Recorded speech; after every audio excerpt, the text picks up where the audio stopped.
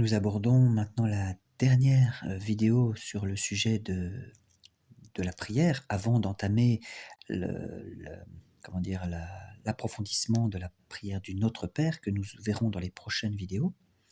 Mais en tout cas, pour ce chapitre, nous avons vu dernièrement que la foi, l'humilité et le cœur pur sont nécessaires pour prier et que Dieu nous entende. Maintenant, nous allons voir la manière de prier. Il importe extrêmement de savoir bien prier. Donc je continue la lecture du catéchisme du Concile de Trente. Car quoique la prière en elle-même soit une chose très salutaire, cependant si on ne la fait pas comme il convient, elle ne produit aucun fruit. Comme l'apôtre Jacques nous le précise, nous n'obtenons pas ce que nous demandons parce que nous demandons mal. Les pasteurs qui enseignent les brebis, les prêtres, auront donc à cœur d'enseigner aux fidèles quelle est la meilleure manière de demander et de prier, soit en particulier, soit en public. En un mot, ils leur apprendront les règles de la prière chrétienne, d'après notre Seigneur Jésus-Christ lui-même. Il faut donc prier en esprit et en vérité, comme le dit Jésus dans l'évangile de Jean chapitre 4, car le Père céleste demande des adorateurs en esprit et en vérité. Or, c'est prier ainsi que de parler à Dieu avec toute l'ardeur de son esprit et toute l'affection de son cœur. Certes, nous sommes loin de dire que la prière vocale ne puisse revêtir aussi cette qualité. Cependant, nous croyons devoir accorder la première place à la prière qui part d'un cœur enflammé d'amour, et que Dieu, qui connaît les plus secrètes pensées des hommes, sait toujours entendre, sans même que la bouche la prononce. C'est ainsi qu'il entendit, qu'il exauça la prière intérieure d'Anne, la mère de Samuel, dont nos saints livres nous disent qu'elle pleura pour prier et que ses lèvres remuaient à peine. C'est ainsi encore que David priait, lorsqu'il écrit dans les psaumes « Mon cœur vous a parlé, mes yeux vous ont cherché ». Le psaume 26. La Sainte Écriture est remplie d'exemples semblables. La prière vocale, elle aussi, a aussi son utilité propre et même sa nécessité. Elle excite la ferveur de l'âme et elle enflamme la piété de celui qui prie. C'est ce que saint Augustin écrivait en ces termes lorsqu'il écrit à Proba. Je cite, « Quelquefois les paroles ou d'autres signes excitent plus vivement et augmentent nos saints désirs. Quelquefois nous sommes forcés, par l'ardeur qui nous anime et la piété qui nous enflamme, d'exprimer par des paroles ce qui se passe dans notre cœur. Quand le cœur, en effet, est plein de joie et qu'il le manifeste, il est juste aussi que la bouche elle-même se réjouisse. Par ce moyen, nous faisons tout ensemble à Dieu le sacrifice de notre corps et de notre âme, et nous imitons les apôtres qui priaient de cette manière, comme on le voit dans les actes des apôtres, et dans la lettre de Paul en plusieurs endroits. » Fin de citation. Et comme il y a deux sortes de prières, l'une privée et l'autre publique, nous pouvons dans la prière privée prononcer telles paroles qui nous plaisent, pour seconder nos sentiments intérieurs et notre piété. Quant à la prière publique, instituée par l'Église pour augmenter la dévotion des fidèles, on ne peut en aucune façon s'abstenir d'employer des paroles et dans les temps qu'elle a fixés. C'est le propre des chrétiens seuls de prier en esprit, et les infidèles ne connaissent pas cette coutume. C'est d'eux que notre Seigneur Jésus-Christ nous dit « Quand vous priez, ne multipliez pas les paroles comme les païens qui croient qu'en parlant beaucoup, ils seront exaucés. Ne les imitez pas, car votre Père connaît vos besoins avant que vous le lui ayez demandé. » Cependant, en condamnant les paroles trop multipliées, notre Seigneur ne réprouve pas les longues prières pour autant, lorsqu'elles sont le fruit d'un sentiment profond et durable. Au contraire, il nous y encourage par ses propres exemples, car non seulement Jésus passait des nuits à prier, c'est écrit dans Matthieu 6, mais il répéta jusqu'à 3 fois de suite la même demande dans le jardin de Gethsémanée. Il faut donc retenir de cette parole de notre Seigneur que ce n'est pas le vain bruit des mots qui touche le cœur de Dieu. Et les hypocrites ne prient pas non plus du fond de leur cœur, et Jésus-Christ nous met en garde contre leurs détestables habitudes.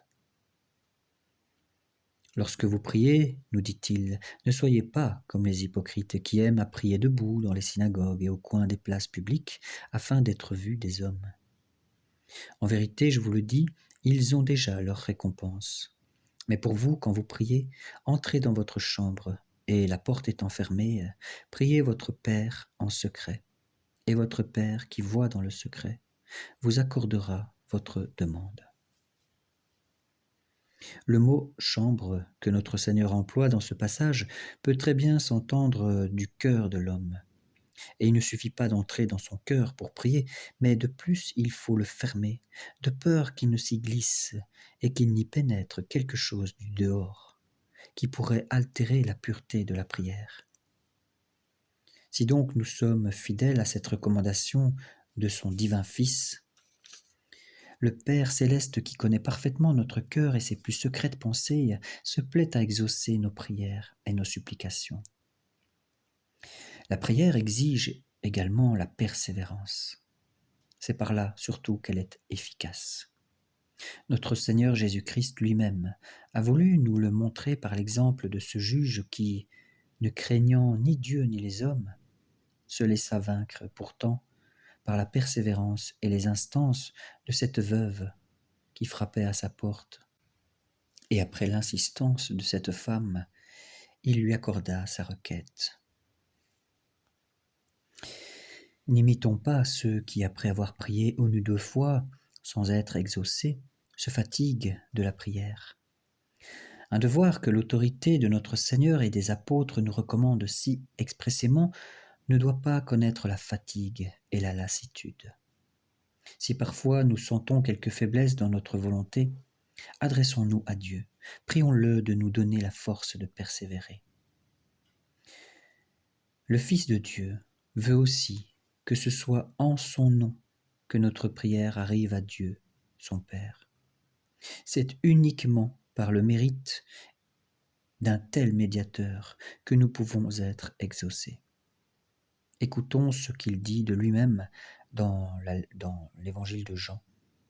En vérité, je vous le dis, si vous demandez quelque chose à mon Père en mon nom, il vous le donnera. Jusqu'ici, vous n'avez rien demandé en mon nom. Demandez et vous recevrez, afin que votre joie soit parfaite. Et encore, tout ce que vous demanderez à mon Père en mon nom, je le ferai. Imitons donc le zèle et la ferveur des saints dans la prière. Joignons l'action de grâce à la demande, à l'exemple des apôtres qui conservèrent fidèlement cette pratique, comme nous le voyons dans la lettre de saint Paul aux Éphésiens. Enfin, pour terminer, ajoutons à la prière le jeûne et l'aumône. Le jeûne va très bien avec la prière, et lorsque le corps est appesanti par la nourriture, l'esprit n'est plus libre. Il ne peut ni contempler Dieu, ni se plonger dans l'oraison. L'aumône aussi s'allie admirablement avec la prière. Car comment oser se dire animé d'une vraie charité quand on a les moyens de faire du bien aux nécessiteux et que l'on néglige de secourir son prochain ou son frère? Ou comment celui qui manque de charité osera-t-il réclamer l'assistance divine? À moins qu'en demandant pardon de sa faute, il ne demande aussi très humblement à Dieu de lui accorder la charité. Voilà donc le triple remède que Dieu, dans sa clémence envers nous, a préparé pour sauver les hommes. Nos péchés sont toujours ou des offenses envers lui, ou des torts envers le prochain, ou des attentats contre nous-mêmes. Eh bien, il nous a donné la prière pour l'apaiser. Il nous a donné l'aumône pour réparer nos torts envers les autres. Et il nous a donné le jeûne pour effacer les souillures de nos fautes personnelles.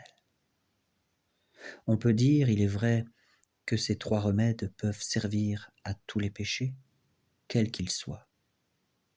Mais il faut reconnaître que chacun d'eux s'applique plus spécialement à l'une des 3 espèces de fautes que nous venons d'indiquer. Voilà, j'espère que vous profitez bien de ces lectures. Nous aborderons dans les prochaines vidéos, comme je le disais, la prière du Notre Père, ce qu'on appelle l'oraison dominicale, et nous allons l'étudier en détail. Nous allons étudier pourquoi dit-on Notre Père, pourquoi on dit qui êtes aux cieux, pourquoi on dit que votre volonté soit faite, pourquoi sur la terre et comme au ciel, etc., etc., etc.